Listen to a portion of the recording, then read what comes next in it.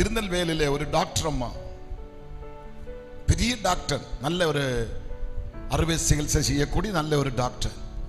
எப்போ வாய் திறந்தாலும் கர்த்தருக்கு ஸ்தோத்திரம், கர்த்தருக்கு ஸ்தோத்திரம். கார்ல ஏறும்போது டிரைவரை பார்த்த உடனே கர்த்தருக்கு ஸ்தோத்திரம். கார்ல இருந்து இறங்கின உடனே வாட்ச்மேன் ஓடி வரும், ஹாஸ்பிட்டல்ல வாட்ச்மேனை பார்த்த உடனே கர்த்தருக்கு ஸ்தோத்திரம். யாரை பார்த்தாலும் கர்த்தருக்கு ஸ்தோத்திரம். பிணியாளி வந்தாலும் கர்த்தருக்கு ஸ்தோத்திரம். அவன் செத்து போனாலும் கர்த்தருக்கு ஸ்தோத்திரம். எப்பவுமே கர்த்தருக்கு ஸ்தோத்திரம். இதை பார்த்து பார்த்து வாட்ச்மேன் ஒரு நாள் கேட்டேன், மேடம் நீங்க எப்ப பார்த்தாலும் கர்த்தருக்கு ஸ்தோத்திரம், கர்த்தருக்கு ஸ்தோத்திரம், கர்த்தருக்கு ஸ்தோத்திரம் சொல்றீங்களே, ஏன் ஒரு வாட்டி 2 வாட்டி சொன்னா போதாதா? அந்த அம்மா எந்த பதிலும் சொல்லாம மறுபடியும் சொல்ற, கர்த்தருக்கு ஸ்தோத்திரம்.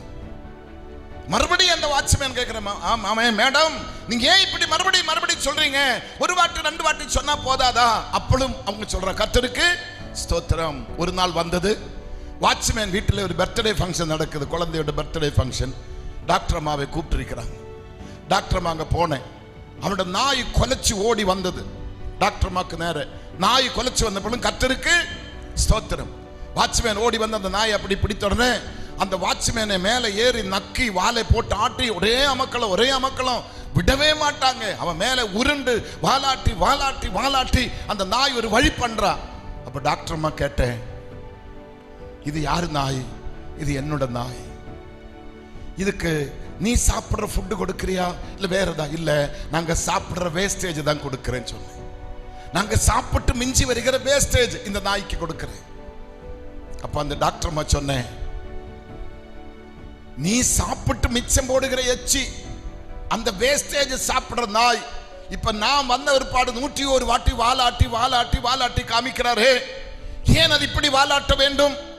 நான் எச்சி சாப்பிட்டு வளரல, என்னை ராஜாத்தியை போல வளர்க்கிற, எனக்கு ஒரு குறையும் இல்லாம என்னை ஆசீர்வதித்து ஒரு கனமான பேர் பெற்ற ஒரு டாக்டராக உயர்த்தி வைத்த அந்த தெய்வத்தை என்னால துதிக்காம இருக்க முடியுமா?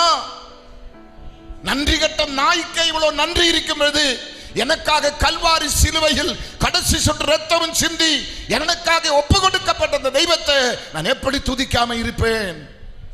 ஹல்லேலூயா.